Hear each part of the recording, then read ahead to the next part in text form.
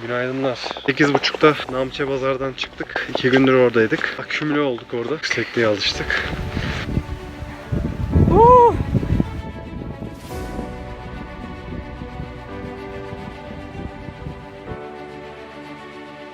Ve Namche Bazar'a giriş.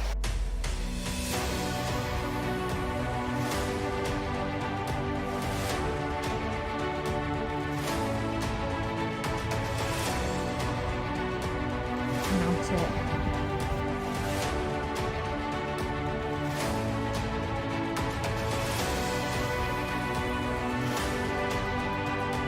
Şimdi Tengboche'ye doğru gidiyoruz. 2 yol vardı. Bir tanesi Kumbu'ya çıkıyorsun.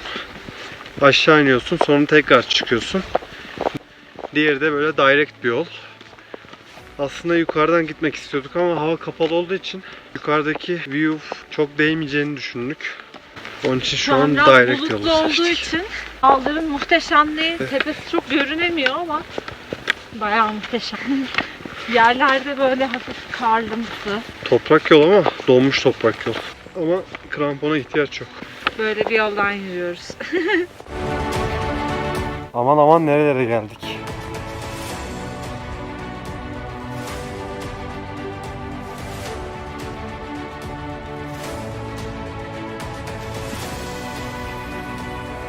Daire çizip duruyor. Of. Başıma döndü. Nasıl güzel süzülüyor ya.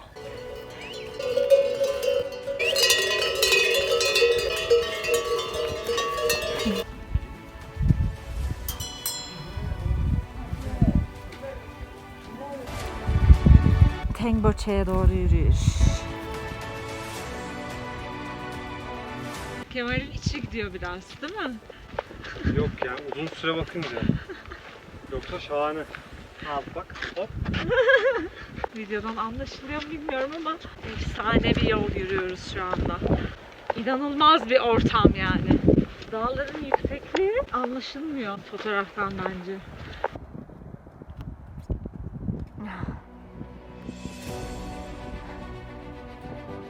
Çok tatlı bir kar yağıyor.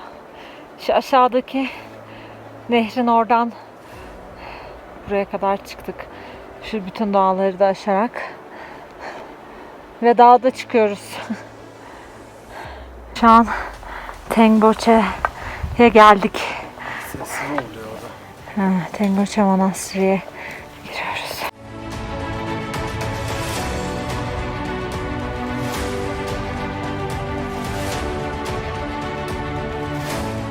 Evet, Tengboche'ye geldik arkadaşlar. Sırtta çantalarla gazımızı alamadık. Hemen Monastery'e geldik. Şöyle size Monastery'nin girişini göstereyim buralar. Yarın burada 6.30'da seremoni var.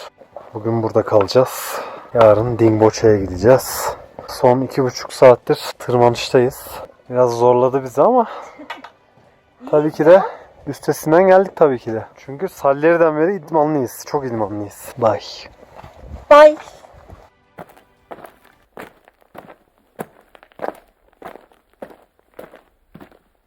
Evet, Tengboche'nin ilk sabahı. Manastırdayız ve acayip kar yağmış gece ve hala yağıyor. Dün Kemal burayı çekmişti.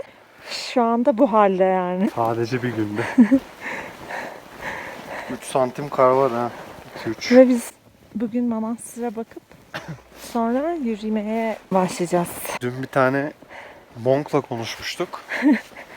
Dedik ki seremoniye katılmak istiyoruz sabah sizinle. Tamam dedi, sabah 6.30'da gelin. Sabah 6.30'da gittik. Herife uyuyor. Uyanamamışlar herhalde. Bu arada dün ilk Everest'imizi gördük. Şurada. Şu an görünmüyor ama.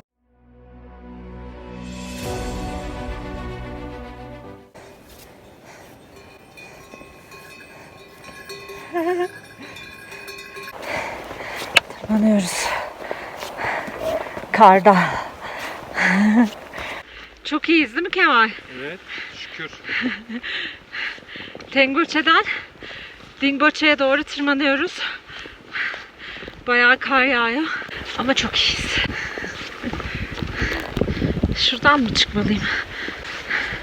Yükseklikte yükseliyor rakım. Ama çok iyiyiz.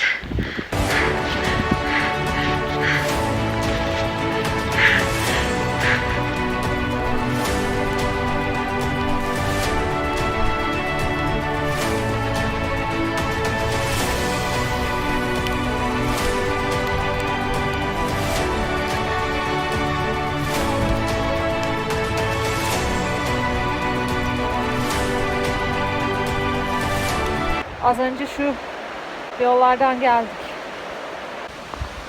Burada hala akan bir... Biraz tehlikeli videolar çekiyorum ama neyse. Hayır. Azıcık güneş bile nasıl ısıtıyor ya. Evet. Dağları aşıyoruz. Aşağıda Dutkosi akıyor. Çok güzel manzaramız.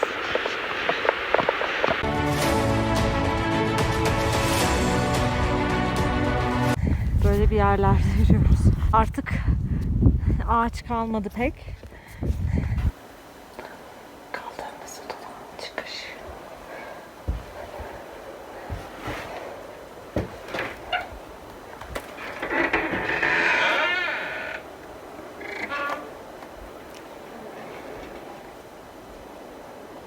Burası Dingboche. 4440 metre. Acclimatization Day için 2 gece kalacağız. Şimdi kahvaltımızı bekliyoruz. Sonra tepeye çıkacağız. Bugün çok şanslıyız. Hava çok güzel. Burası Amadablam Dağı. Bu da Kemoş. Şurası Lhotse Dağı sanırım. Bayağı kar yağdı. Evet. Şurası kaldığımız oda. Burası da donmuş lavabo. Bu da biz. Evet, iyi ki gelmişiz buraya.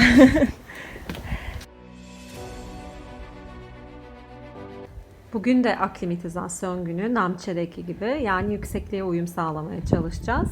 Bunun aslında en iyi yöntemi dereceli olarak yükseklik kazanmak, o gün günübirlik bir tırmanış yapmak ve sonra gece yine aşağıya inip orada uyumak. Biz Namche'de böyle yapmadık aslında. Ama burada yapalım dedik. Hem hava çok güzel hem de bayağı güzel bir manzara var tepede. O yüzden şimdi tepeye tırmanıyoruz. Bulutların altında pik, piramit gibi olan şekli çok düzgün olan. Sonra şu anlaşılır olan Makalo, 5. büyükler ve şurası da Amadablam.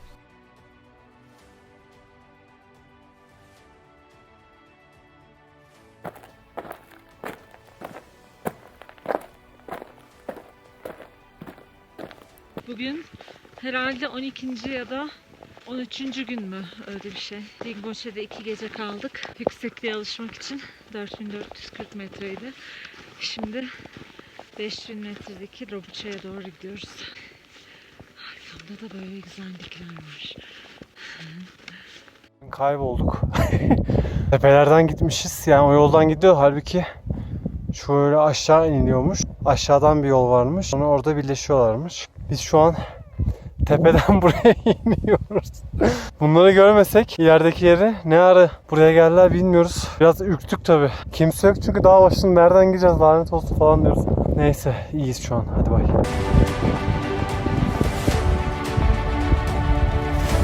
Lobuche yolundayız. Yani bugün bir 500-600 metre civarı yükseleceğiz. O yüzden heyecanlıyız. Aşağıda yemek yedik. Tukla'da mola verdik. 4600'dü orası. Şimdi bir 3 saat, 4 saat falan yolumuz var.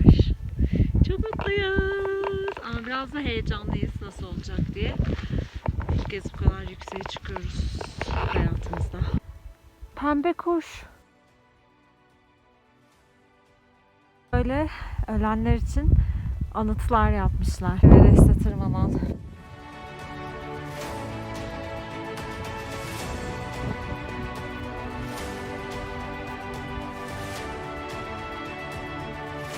Yürüyoruz. Ama nereye yürüyoruz ve nereden yürüyoruz? Dingboche'den bugün çıktık. Lobuche'ye gelecektik. Tabii ki de Lobuche'ye geldik. Çünkü süperiz. 2 akşamdır Dingboche'de beraber kaldığımız 2 Amerikan ve bir tane Sherpa'yla. Sherpa'nın adı Karma. Onlar bize dedi ki Lobuche'ye geçince bir piramit var. Orada kalacağız dedi. Orası daha az rüzgar alır, daha sıcak dedi Lobuche'ye göre. Bu arada Lobuche'ye geçtik, çok esiyor cidden. Şimdi de Lobuche'den bir trek aldık piramide doğru. Birisi yarım saat dedi, biz 40 dakika. Şu an 45 dakika oldu. Ama piramidi gördük. Size de göstermek istedim. Ama şu an açı gitti. Onun için biraz yürüyeceğiz. Önümdeki dağcı arkadaş Sevgili Beyza'cığım, bebeğim. Bugün 8 saat devirdik arkadaşlar. Sabah 8 çeyrek geçe çıktık. Şu an gittiğimizde çeyrek geç olacak herhalde. Ve bugün ilk defa kaybolduk. Çok tırstırıcı bir durum. Ama 10-15 dakikalığına kaybolduk. Abi siz nerelere ne yaptınız ya? Şimdi şu tepeyi aşınca sağımızda Baba Dağlar çıkacak galiba. Neler yapıyorsunuz Kemal Beyler? Hiçlikte yürüyoruz. Hiçlikte. Burası hiçlik. Normal yerde yürüyoruz arkadaşlar. Hor değil. Evet galiba piramit. Tadas. Vay. Siz neler yaptınız ya buraya? Güneş enerji sistemleri, piramitler. Tabelada Wi-Fi ile yazıyordu ama paraldır büyük ihtimalle. Çünkü şu an arkadaşlar 5000 artıdayız. 5000. Çok iyiyiz. Şu an bu videoyu çekeceğim diye elim dondu bu arada. Eldiven bir işe yaramıyor.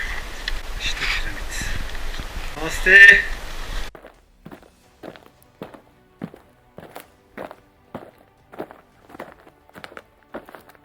Şimdi Lobuçe'nin biraz ilerisinde Italian Pyramid'de kaldığımız yerden çıktık yola. Korakşep'e doğru gidiyoruz. Oradan da Everest Base Camp. Şefe geldik. Çok çılgın bir yermiş gerçekten. Buzulun devamı. Bütün şu yolu yürüdük.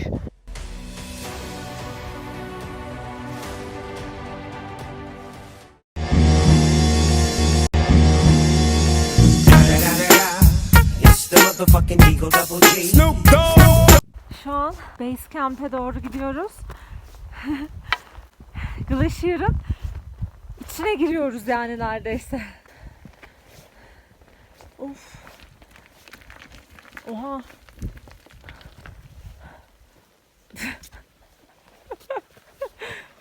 Aman tanrım dedim. Lan. Şuradan mı ya? Ayak izleri nerede? Gene kaybolduk. Macera dolu. Sarıyla görünen yer Everest ana kamp. Buraya doğru gidiyoruz. Şu buzula doğru. Çok çılgın. Böyle bayağı buzulun üstünden gideceğiz yani.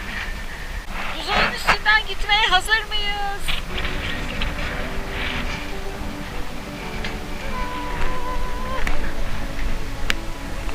İnanılmaz.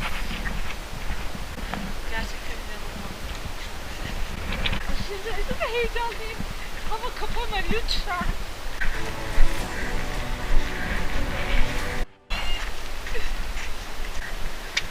Nereden gideceğiz?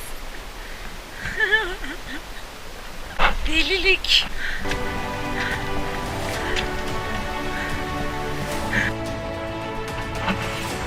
Çok mutluyum, ağlayacağım. These guys are our two American friends and they are celebrating us to reach the Everest Base Camp. Woohoo! I'm so happy, yeah?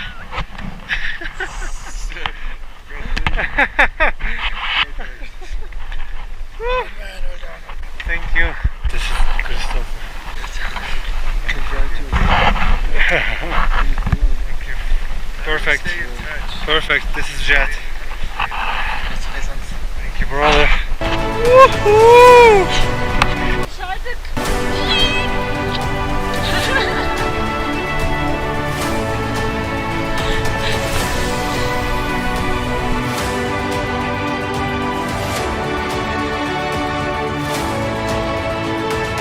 Kumbu Glacier'ın başladığı yer. Burada devam. Dibindeyiz. Dı dı dı.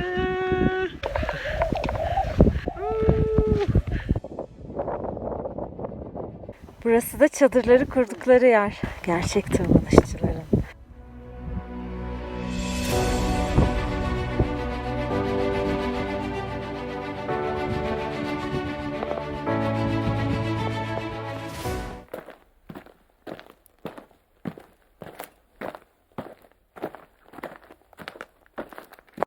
Kalapatar anamızı. Bu da Everest.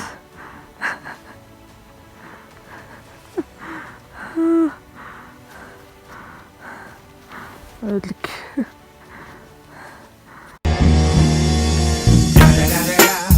It's the motherfucking Eagle Double G. Snoop Dogg. Hiçlikte yürüyenler de bugün. Şu an Gorakşehir'den Lobuça'ya doğru yürüyorum. Beyza Kalapatar'a bir kez daha çıkmak istedi. Ben istemedim çünkü dün gece 3 saat uyuyabildim ve artık halim mecalim kalmadı. Sabah bir kere çıktık ama çok soğuktu. İstediği kadar görüntü alamadığını düşündü. Bir daha çıktı. Helal olsun! Onun gittiği yerle benim şu anki gittiğim yer arası 2 saat. Yolda riskli bir yol değil, onun için kendisi gelebilir. Şöyle size etrafı göstereyim. Hiçlikte yürüyorum arkadaşlar. Şu an Lobuçe'ye de değil tam aslında. Piramide doğru gidiyorum. Italian Base Camp de diyorlar. Italian Pyramid de diyorlar. Çünkü burada 1950'lerde bir tane İtalyan yani cam ev kuruyor gözlem için. K2'nin ve Everest'in tam olarak ölçümleri buradan yapılıyor. Oraya gelirken Lobuçe'den videosunu çekmiştim. Çok güzel bir eser diyeyim. Çünkü hala lodge olarak da kullanılıyor ve biraz tuzlu ama biz ucuza kaldık, şanslıyız. Çünkü biz başka bir gruba takılmıştık. 2 Amerikan bahsetmiştim. Onların kayıtları sağ olsun bize orada ucuza yer ayarladı. Normal yemek, banyo, şarj, her şey dahil 4000 rupi ama biz günlüğü 500 rupiye kalıp yediğimizi içtiğimizi kendimiz yedik. Yani illa gece mesela heater çalıştırmak zorunda değiliz. Zaten kendiliğinden sıcak. Lobuçe'den çok daha sıcak bir yer. Lobuçe'deki diğer lodge'larda. Evet, şimdi kapıyorum. Kalapatar'a tırmanış. Everest. Zorlu bir tırmanış. Ama yapıyorum. Çünkü yeter.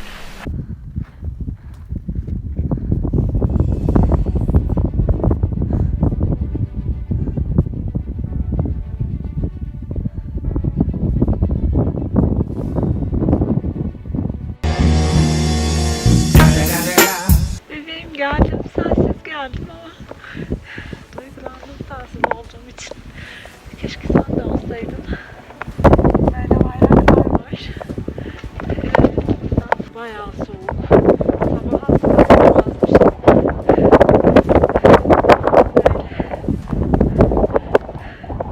Aşağısı da böyle.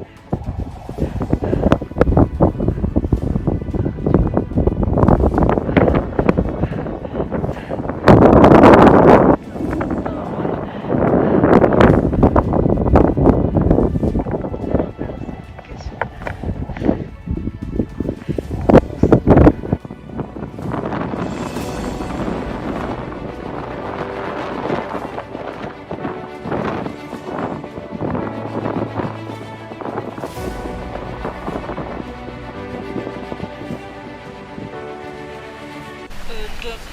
Çok zordu. Aşırı zordu.